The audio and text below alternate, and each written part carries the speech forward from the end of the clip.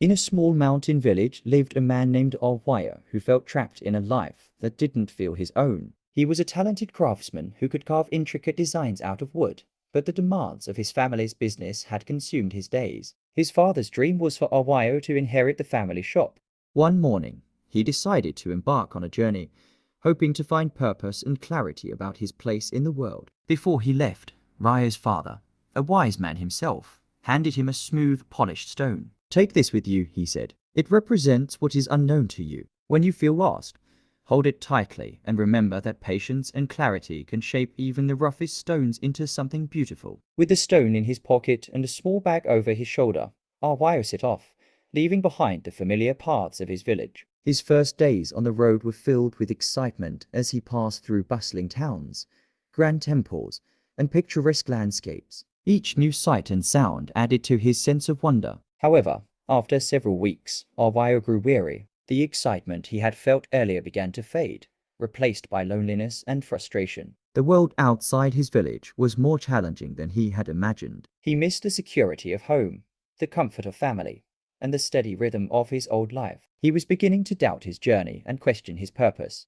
One evening, after a particularly difficult day, Arwaya found himself wandering up a narrow path that led to a monastery perched atop a cliff. He had heard tales of the monk who lived there, a man known far and wide for his wisdom. With a heavy heart, he decided to seek the monk's guidance, hoping to find some direction. Upon reaching the monastery, he was greeted by a gentle monk named Hao. The monk welcomed him with a kind smile and listened intently as Arwaya poured out his heart. He spoke of the struggles he faced, his doubts, and how lost he felt in his journey. When Arwaya finished, the monk said nothing for a moment. He simply gestured to a small, unpolished stone lying by his side and asked, "Arwaya, do you see this stone?" Arwaya nodded, unsure of where this was going. "Imagine," the monk began, "that you are a sculptor and this stone is your life. You cannot yet see what it can become, but with patience, guidance, and a clear vision, you can transform it into something beautiful." Tao handed Arwaya the stone and continued,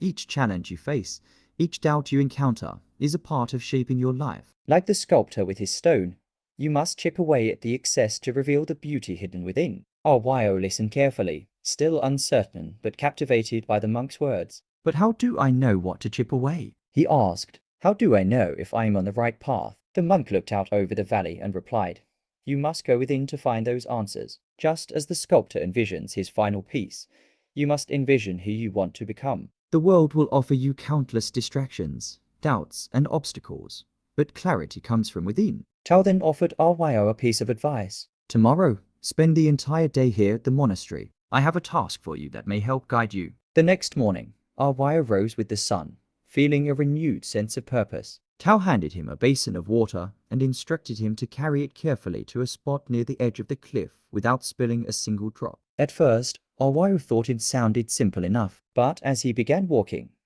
he realized how difficult it was to keep the water perfectly still. Each time he glanced at the beautiful scenery around him, water would slosh over the edge of the basin. He tried again and again, but every attempt seemed to end with water spilling from the basin. When he finally returned to the monk, feeling defeated, he confessed that he couldn't complete the task. The monk smiled and asked, "Arwaya, what did you notice while you were carrying the water?" Arwaya thought for a moment. "I noticed how easily I was distracted. Each time I looked away or became careless, I spilled the water. I wasn't focused enough on my goal." Tao nodded. "Precisely. The basin of water is like your journey in life. You must hold tightly to your purpose. For every time you allow distractions to pull you away, you lose sight of what truly matters. Success lies in learning to focus, to persist, and to return to your purpose even when things seem unclear." Arwaya began to understand. His journey was not about finding something outside himself, but about discovering his own inner strength and purpose. He realized that each time he had felt lost or discouraged,